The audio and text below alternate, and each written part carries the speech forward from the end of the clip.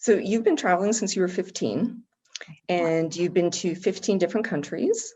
Mm-hmm. So over those, what's a transformational travel moment that you have had on your travels?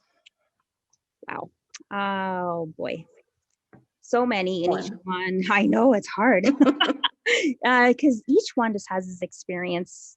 Probably Bali has been my top. I got to go there for just under a month, and you know, I got to be entirely selfish, and I don't often get to do that.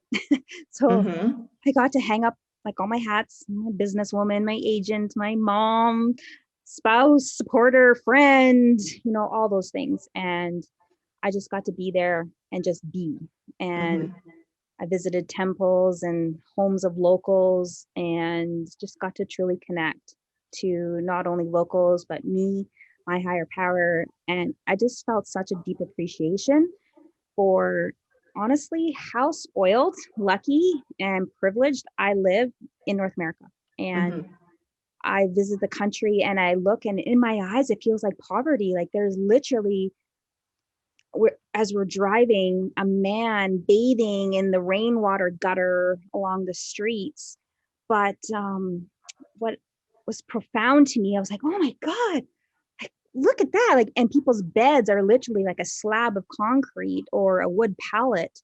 Mm-hmm. And I just think it's horrible.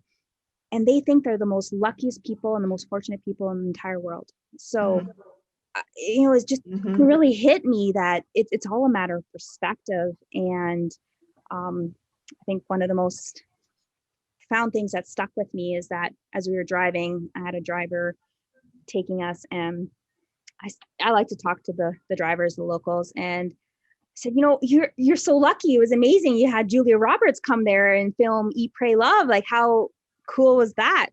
And he says, Crystal, this Julia Roberts is no more exciting or special than you coming here.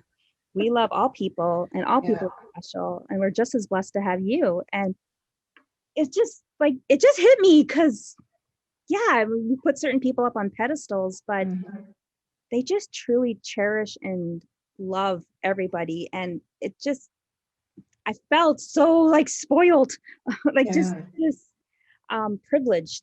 And there was a bell that I wanted, and because I collect bells, and and this the guy who was selling it to me, it was a very special bell. It was used in ceremony, and it was hard for him to sell it. And he asked for $150, and I said, "What is $150 to you?"